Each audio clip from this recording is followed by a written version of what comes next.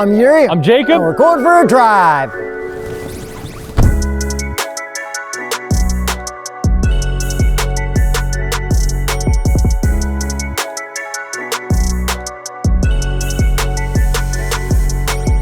...2021 Mazda CX-30. Turbo all-wheel drive GT without launch control.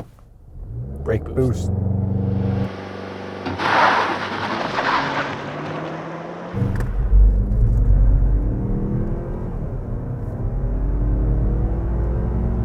Okay. That one's pretty hard.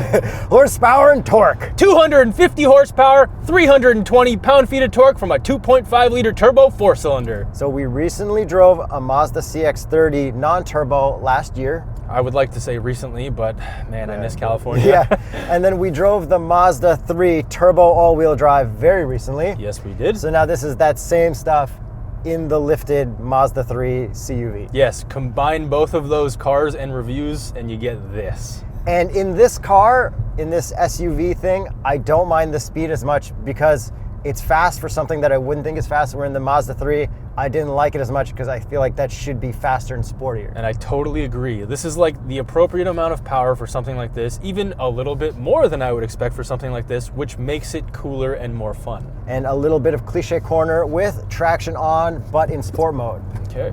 Ooh, that torque vectoring feels like it's doing something. It does! You can almost hear it doing like...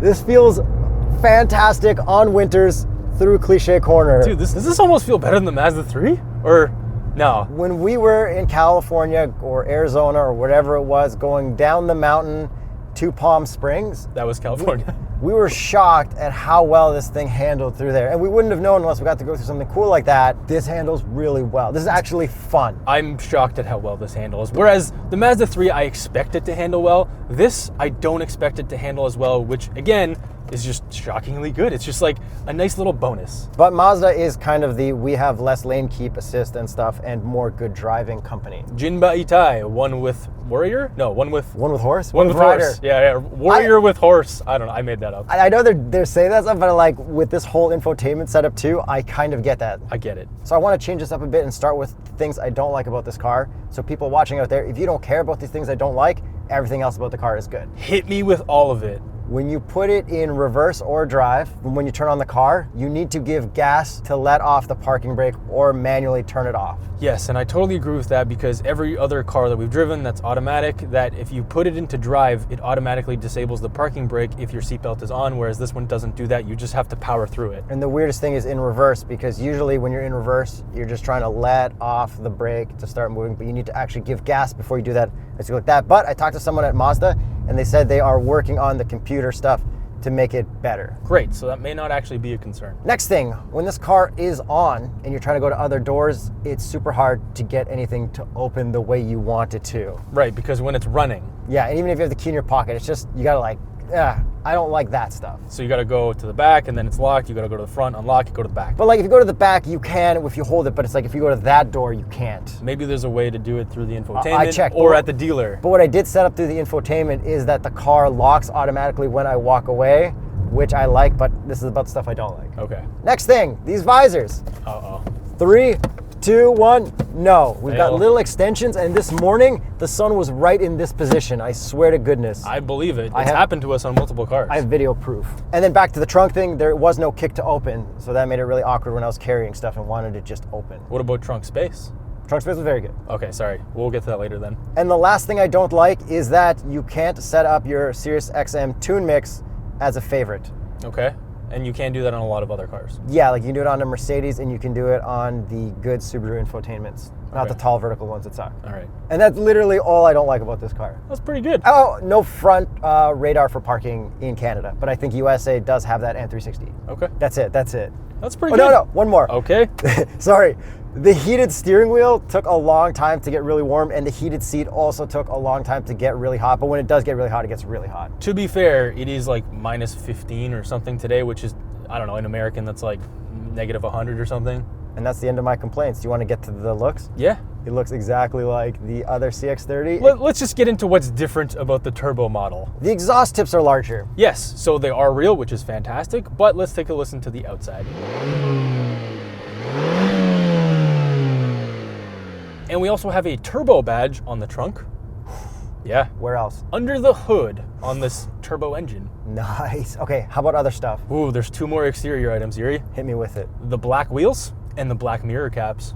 And what would be the Continental recommended tire for these black wheels? The Viking Contact 7. And that's it exterior-wise, that's different. And it still has a lot of plastic cladding, still Like has everywhere. a lot of wheel gap. And I asked them about that. I'm like, do people not like that, the people who are shopping for this? Nobody apparently is saying anything bad about it. And what they're saying is, if you look at the car from a distance and you see the paint popping, because the paint is amazing and the reflection of the body lines are great, you don't notice that stuff. And I totally get that, because you just look at, you're drawn to the paint. So I buy that marketing, be marketing. Yes, but I still don't like it. Oh, and then the last thing I want to talk about looks-wise is the headlights. So we want Mazda headlights to just be the ring around like it is when it's in park. But apparently this one doesn't do that in park, but the Mazda 3 did. And I thought maybe I can unplug the bulbs so it's just the outer rings, but I can't there, so. No, we tried. Mazda, come up with some DRL engineering so you can just have the little halos like the old BMW things, but it's just one, because that looks really cool. Yeah, like a halo with a line. That'd be cool. Yeah, that's it, looks-wise. Yeah. Oh, and here's the Photoshops that we did from the last CX-30 video, because I put a lot of effort into those and I want to recycle that. Yeah, those are good.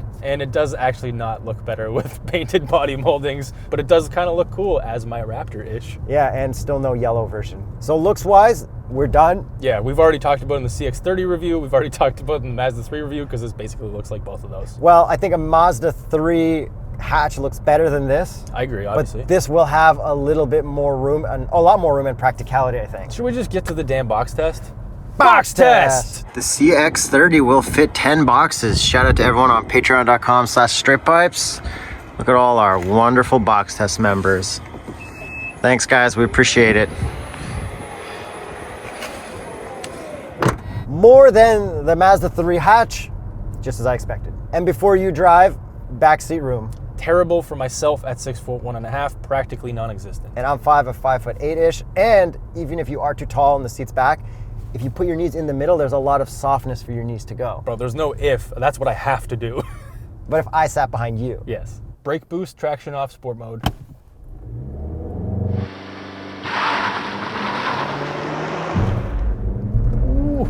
I felt G's there. Yeah. I swear this launch is harder than the Mazda 3. It's got to be faster. And the traction off button is actually the off-road assist button, which is actually just mapped differently for lifted crossovers. Yes. Overall, this new G-Vectoring Plus system does send more power to the back, I believe up to 3 times. I asked them about the torque split.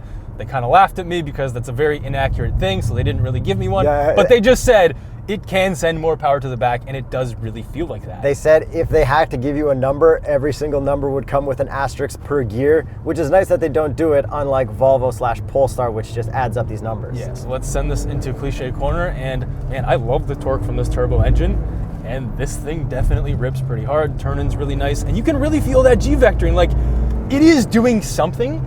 It's kind of directing power to exactly the wheel that needs it. It's almost like braking the front left wheel and putting power to the outside right wheels.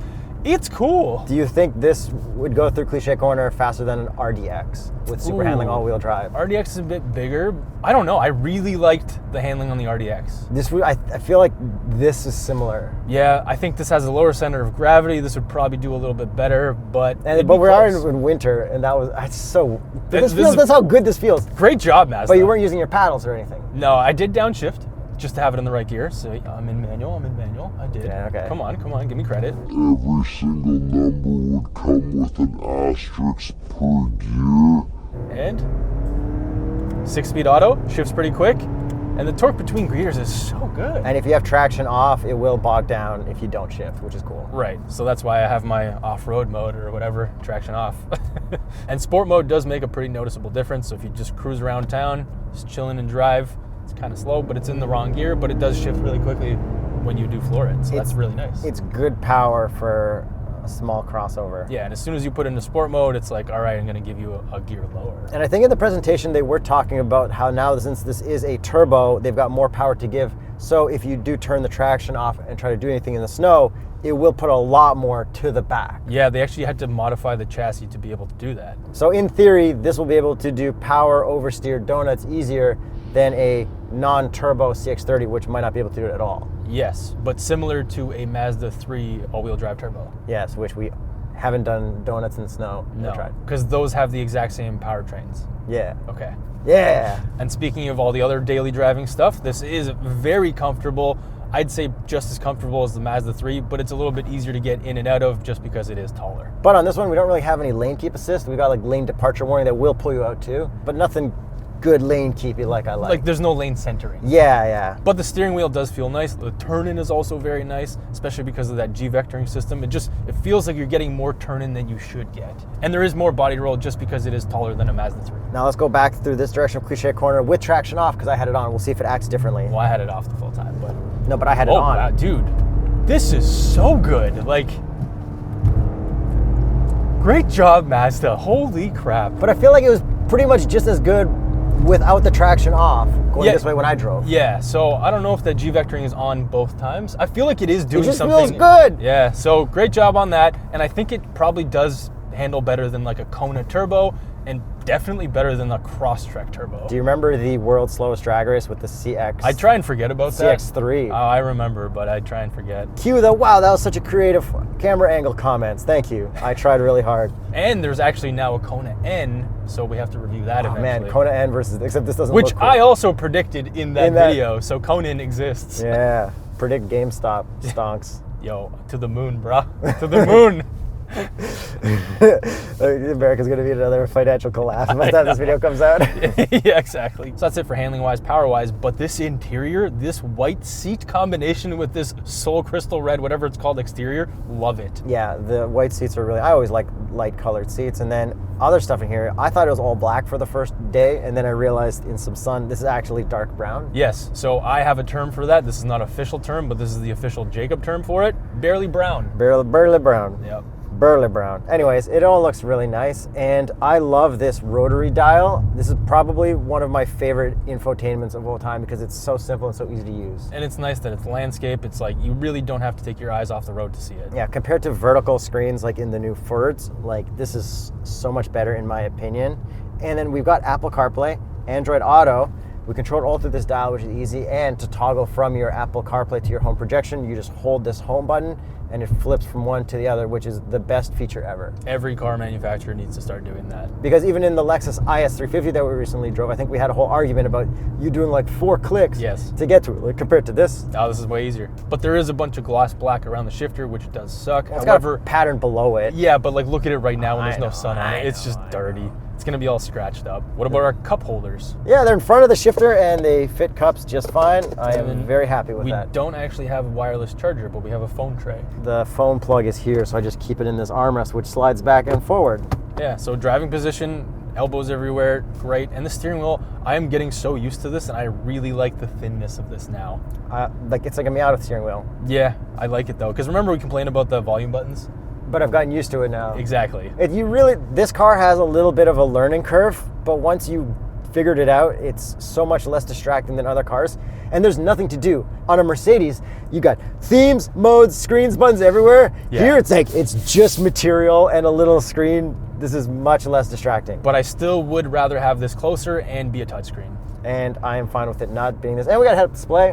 Yeah, which you have to adjust through the infotainment, which took me a couple steps. So it would be nice to have a hard button that says HUD on the side, just like some other manufacturers. But I feel like the whole theory of this car is set it up while you're stopped and you'll never be distracted while driving. Pretty much. Is that pretty much everything with the CX-30 Turbo all-wheel drive? I'd say so. Let's get to the price. Well, this one is $36,250. Canadian. Because this is the GT, so it is basically fully loaded. I mean, this is a really fun driving subcompact crossover. It really is, and it surprised me at how much I like this, and I would rank this like way at the top of all the freaking SUVs in this class, CUVs in this class. Unless we're talking about looks. Yeah. Because it is pretty ugly. And I mean, it's just not the best, but it's got the best paint. It's not like it's ugly, it's just weird looking. There's a lot of plastic cladding. Like, I think the Kona does it a little cooler and better. The only things wrong with it were the things I said at the beginning. So let us know what you think of the Mazda CX-30 Turbo. Would you get one of these over a Mazda 3, or would you just get a non-turbo CX-30? Yeah, and click over here, because we probably have some other videos that we've already reviewed, just like the Mazda 3 and the CX-30 non-turbo. And the Kona.